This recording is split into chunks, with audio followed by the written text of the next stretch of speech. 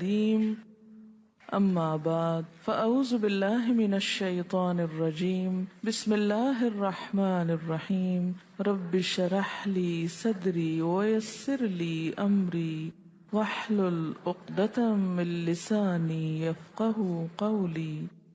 قرآن پاک میں ایک عورت کے لیے جو اپنے ستر کو، حجاب کو، زینت کو چھپانے کے لیے الفاظ استعمال ہوئے ہیں یا الفاظ کے علاوہ جو احکامات ہیں ان کو ہم کچھ حصوں میں بانٹ سکتے ہیں۔ ایک لفظ ہے لباس، ایک ہے ثیاب، ایک ہے جلباب۔ یہ تو ہے لفظوں کا استعمال، لباس، ثیاب، جلباب، یہ تین لفظ قرآن نے استعمال کیے۔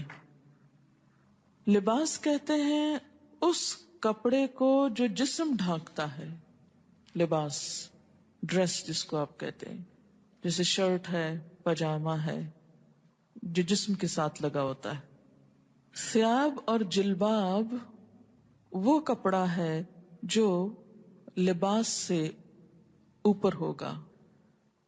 پھر لباس کے مختلف حصے بھی استعمال ہوئے ہیں، مثلا خمار، پھر سرابیل ایک اور جگہ پر استعمال ہوتا ہے، سرابیل من قطران جہنمیوں کے لباس کے لیے استعمال ہوا ہے شلوار کے معنی میں۔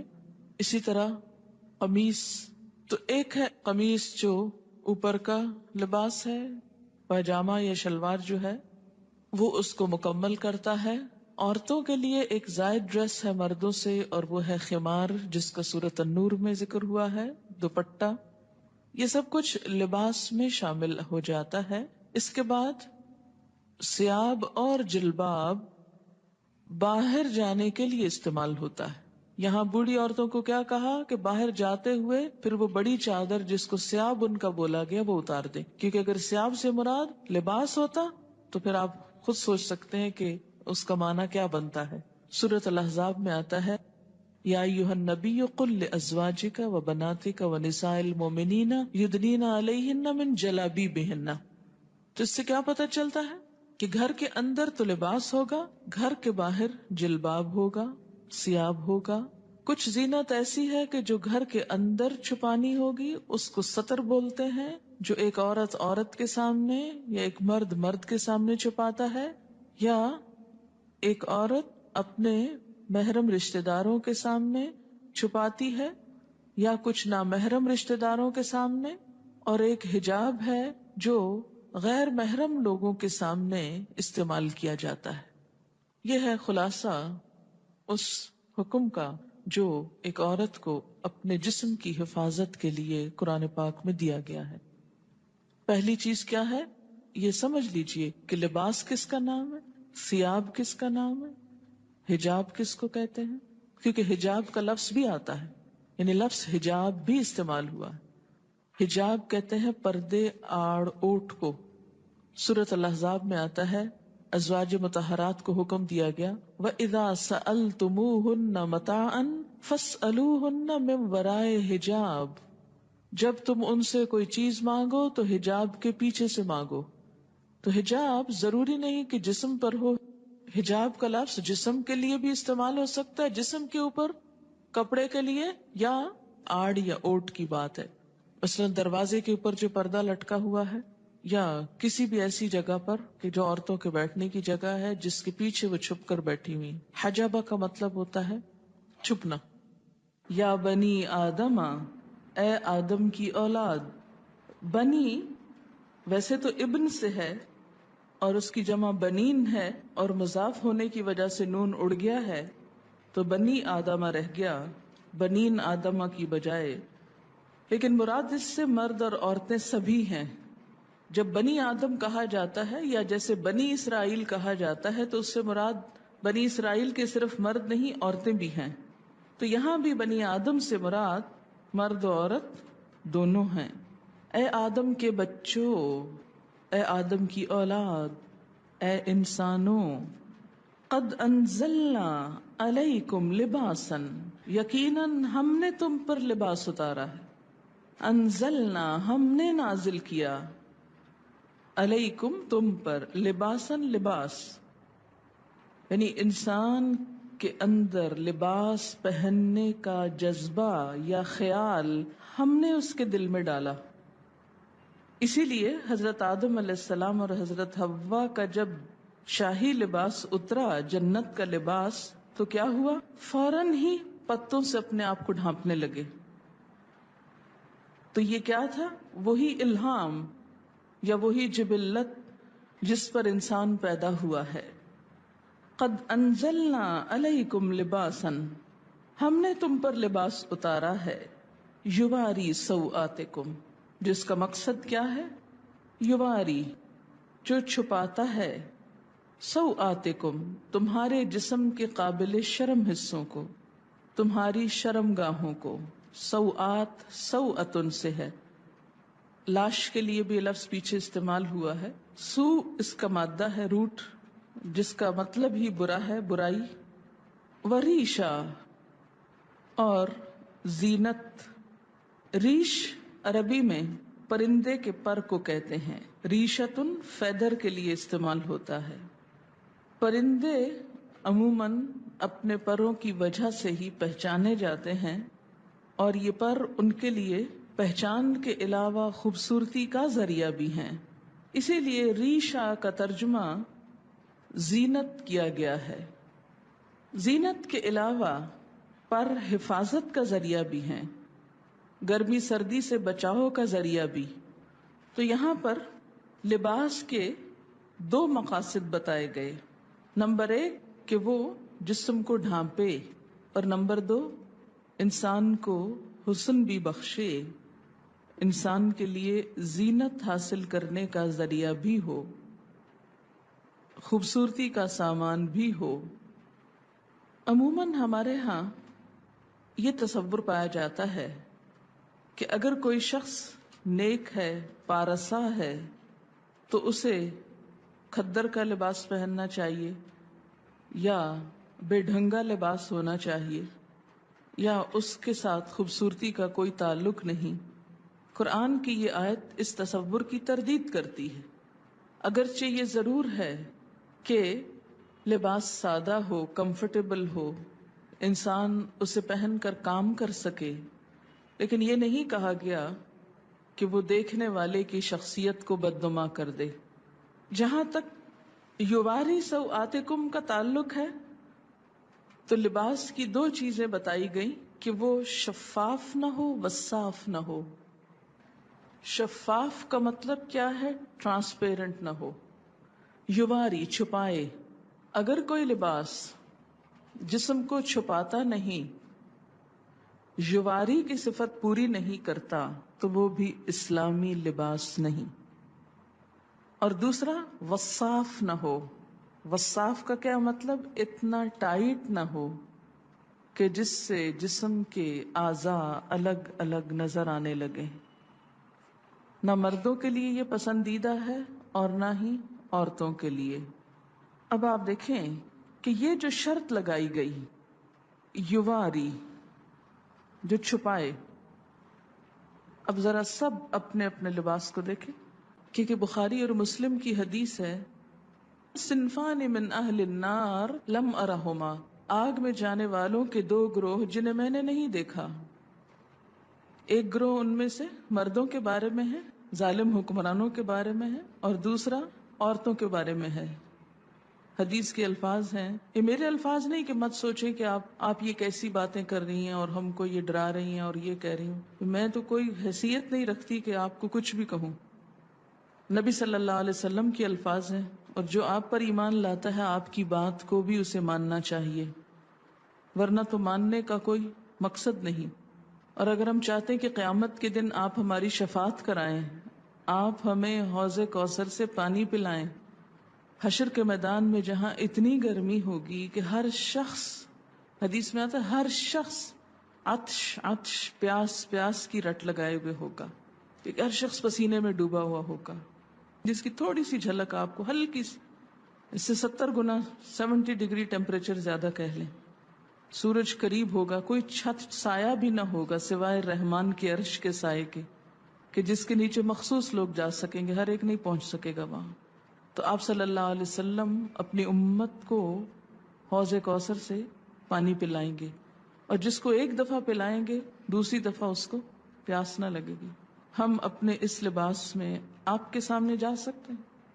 مثلا سوچئے کہ جیسے تصور میں لائیے کہ نیچے آپ صلی اللہ علیہ وسلم تشریف رکھتے ہیں اور آپ لفٹ سے اترے ہیں، سیڑھیوں سے اترے ہیں، اور آگے آپ کی ملاقات ہو جاتی ہے ان سے، فیس کر سکتے ہیں ان کو؟ تو وہاں ان سے حوض کوثر سے پانی لے کے کیسے پئیں گے اگر ایسے عمل ہوئے؟ آپ نے فرمایا نساء کاسیات عاریات، نساء عورتیں، کاسیات لباس پہنے ہوئے، کاسیہ کسوہ سے ہے، کاسیات عاریات، عاریہ عورت سے، عاریہ ننگی، عریانی سے، ایسی عورتیں جو لباس پہن کر بھی ننگی ہوں گی، obviously یعنی جسم اس میں سے جھلک رہا ہوگا۔ نساء کاسیات عاریات رؤوسہن کاسمنۃ البخت، ان کے سر اونٹ کی کوہان کی طرح اونچے اٹھے ہوئے ہوں گے۔ ہیئر سٹائل کی طرف اشارہ ہے کہ ان کے سر اونچے اٹھے ہوئے ہوں گے، کس طرح؟ جیسے اونٹ کی کوہان اٹھی ہوئی ہوتی، کوہان اس کی ہم کو کہتے ہیں نا، وہ ابھرا ہوا حصہ ہے۔ فرمایا لا يدخلن الجنت، یہ جنت میں داخل نہ ہو سکیں گی، ولا یجدن ریحھا، اور اس کی خوشبو بھی نہ پا سکیں گی، حالانکہ اس کی خوشبو دور دور تک پھیل رہی ہوگی۔ تو قرآن کا یہ حکم ہمیں کیا بتاتا ہے کہ ہم ایسا لباس پہنیں جس سے ہمارے سطر ڈھک جائیں۔ اسی لیے ہمیں جو دعا سکھائی گئی لباس پہن کر وہ کیا ہے؟ الحمدللہ الذی کسانی، اللہ کا شکر جس نے مجھے لباس پہنایا، ما اواری بہی عورتی، جس سے میں اپنی عریانی کو چھپا سکتا ہوں۔ تو اس دعا میں بھی یہی لفظ ہے، وَأَتَجَمَّلُ بِهِ فِي حَيَاتِي، اور میں اپنی زندگی میں اس سے خوبصورتی حاصل کرتا ہوں۔ تو لباس کا دوسرا مقصد کیا ہے؟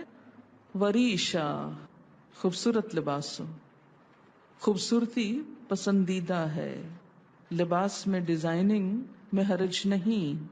ایک آدمی نے پوچھا یا رسول اللہ صلی اللہ علیہ وسلم، ایک آدمی کو یہ پسند ہے کہ اس کا لباس خوبصورت ہو، تو کیا یہ تکبر ہے؟ آپ نے فرمایا ان اللہ جمیل، بے شک اللہ خوبصورت ہے، یحب الجمال، خوبصورتی کو پسند کرتا ہے۔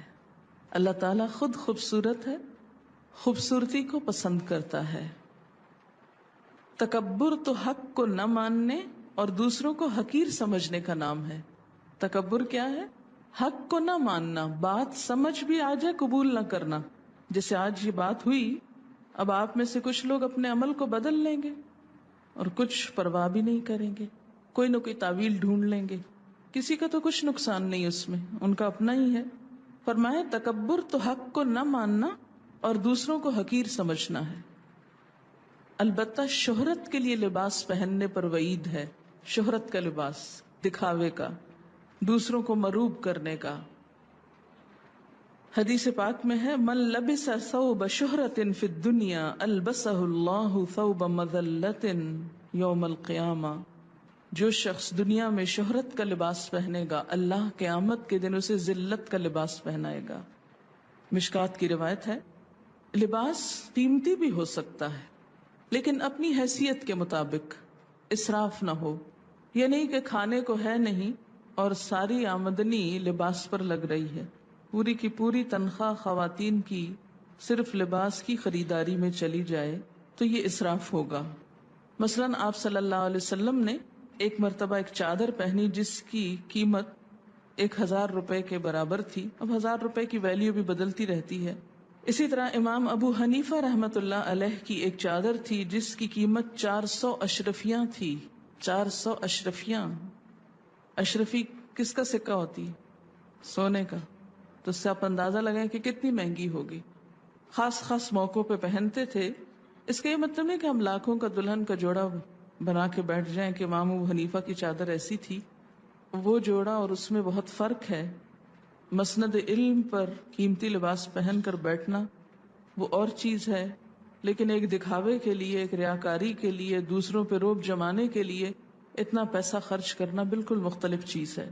امام مالک کے حالات زندگی میں آپ نے پڑھا ہوگا کہ وہ جب حدیث کے درس کے لیے آتے تھے تو روزانہ نیا جوڑا پہنتے تھے اور ایک دفعہ پہننے کے بعد اس کو صدقہ کر دیتے تھے.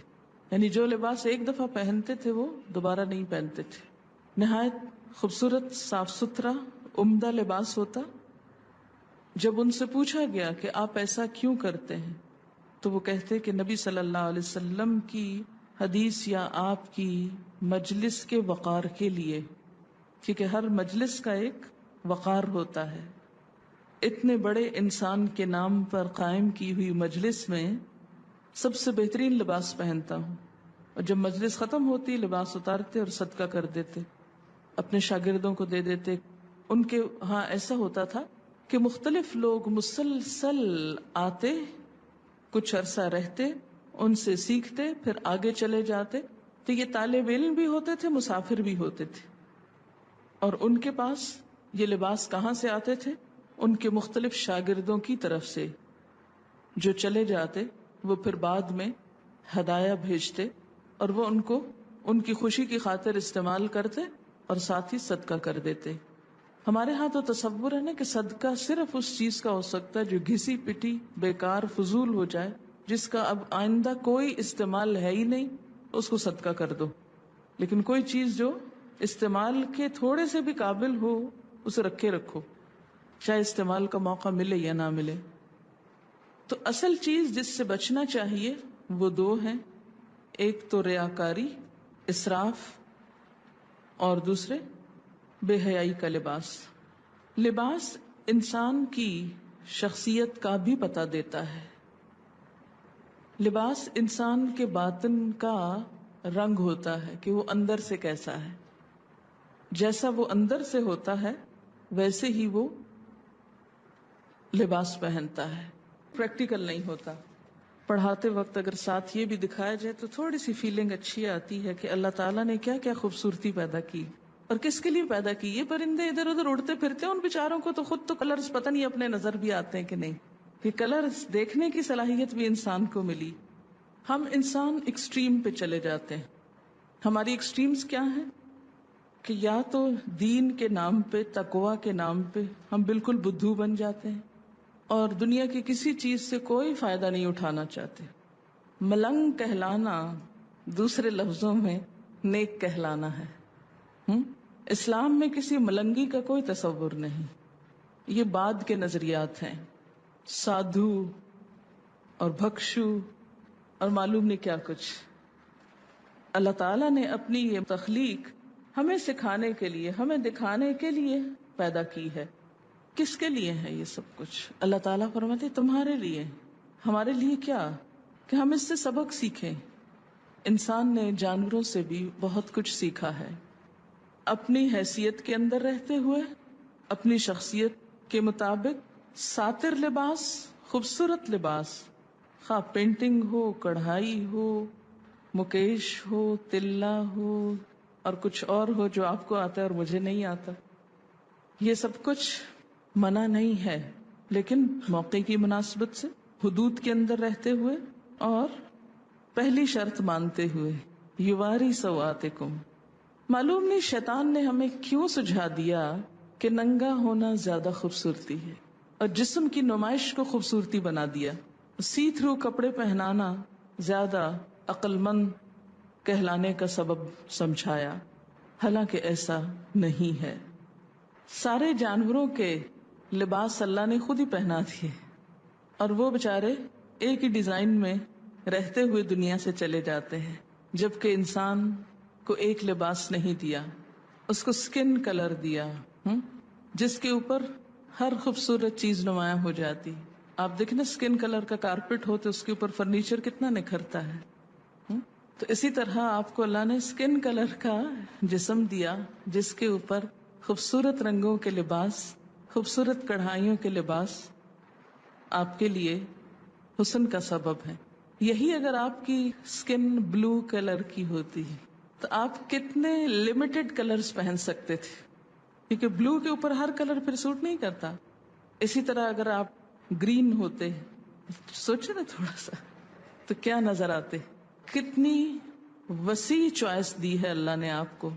ہم شکر نہیں کرتے، شکر نہیں بجا لاتے. اور آپ کو معلوم ہے کہ ایک پرندے پر تقریباً 10,000 مختلف قسم کے پر ہوتے ہیں. بعض پر اڑنے کے کام آتے ہیں، بعض جسم کے ساتھ ہوتے ہیں، اس کی شیپ نمایاں کرتے ہیں. اسی طرح فلفی ہوتے ہیں، نرم ہوتے ہیں، آرام دہ ہوتے ہیں. تو لباس بھی اگر آرام دہ ہو، نرم ہو، سلکی ہو، کمفرٹیبل ہو تو اس میں حرج نہیں، گناہ کی بات نہیں.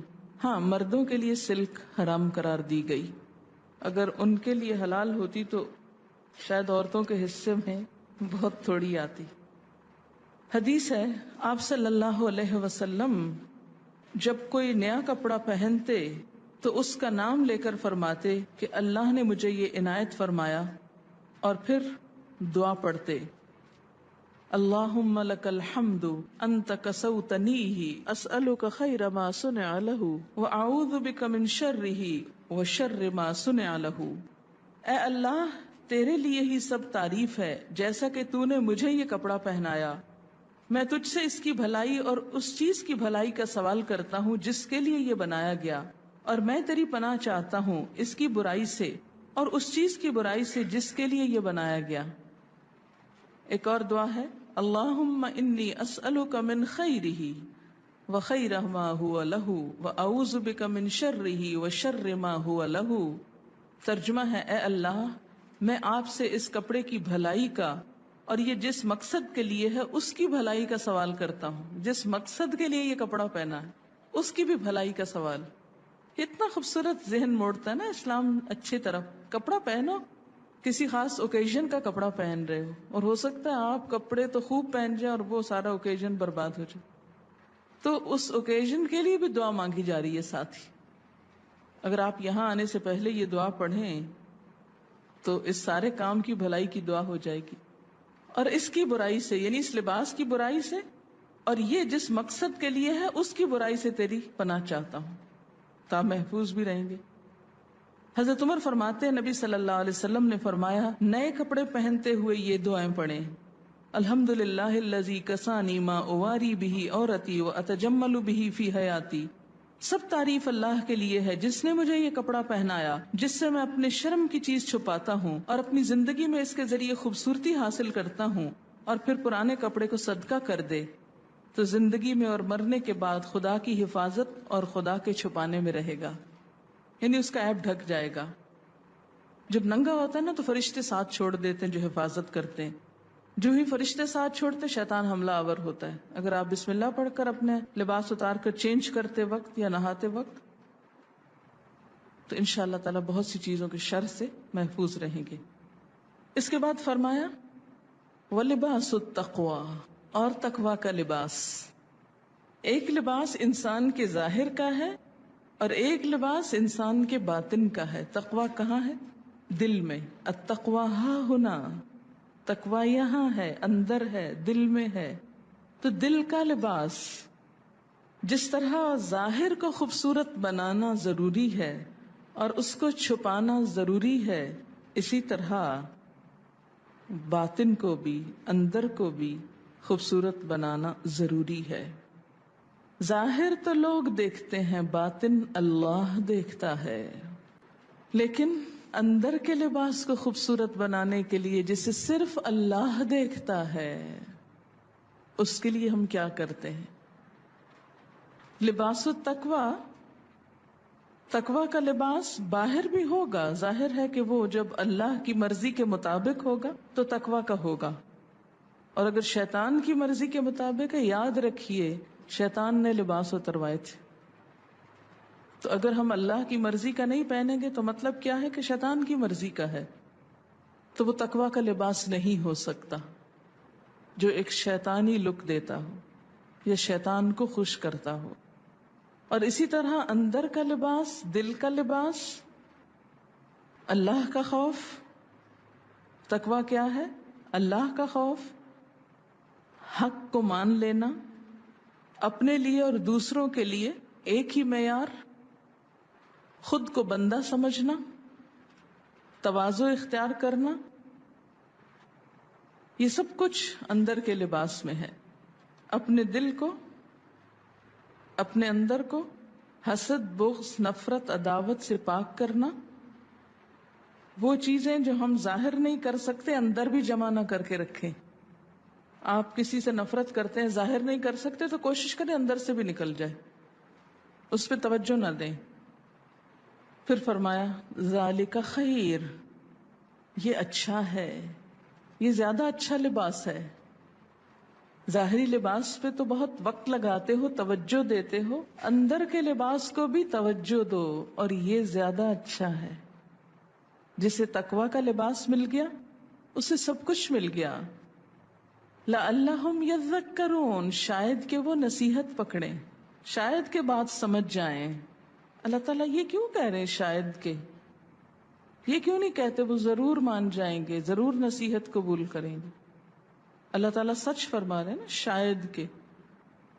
کیوں کہہ رہے ہیں شاید کہ؟ اس لیے کہ ہم ہیں ہی ایسے کہ جن سے شاید ہی کی توقع ہے، شاید یہ کر لیں، ضروری نہیں کہ کریں. اور اللہ کو تو کوئی پرواہ نہیں، نہ بھی کریں. ہاں، جانا اسی کے پاس ہے. لعلہم کا مطلب ہے روشنی. اور اگر سورت نور پڑھی ہی نہ جائے تو روشنی کہاں سے آئے گی؟ اس میں خاص طور پر خواتین کے لیے روشنی ہے، بہت سی ہدایات ہیں.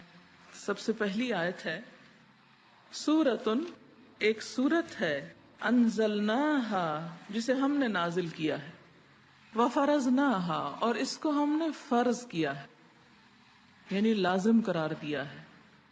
اس کے احکامات جو ہیں ان سے فرار نہیں. ہاں، وَأَنزَلْنَا فِيهَا آيَاتٍ بَيِّنَاتٍ، اور اس میں ہم نے بڑی واضح آیات اتاری ہیں کہ کوئی کل یہ نہ کہے، بہانہ نہ کرے ہمیں تو سمجھ نہیں آئی تھی کہ اللہ تعالیٰ چاہتے کیا تھے. نہیں، بڑی واضح باتیں ہیں. کس لیے ہے؟ لعلکم تذکرون، تاکہ تم سبق لو، تاکہ تم نصیحت پکڑو. یہ لفظی ترجمہ نصیحت پکڑو تاکہ تمہیں یاد دہانی ہو جائے. ذکر بمانا یاد دہانی. قل للمؤمنین، کہہ دیجئے مومن مردوں کو، یغضوا، جھکا کر رکھیں، من ابصارہم، اپنی نگاہوں میں سے، ویحفظوا، اور حفاظت کریں، فروجہم، اپنی شرمگاہوں کی. ذالکا، یہ بات، ازکا لہم، زیادہ پاکیزہ ہے ان کے لیے.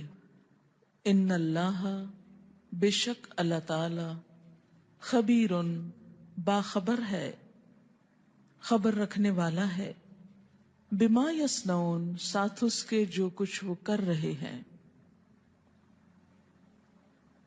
اس آیت میں مومن مردوں سے خطاب ہے، اور اگلی آیت میں مومن عورتوں سے.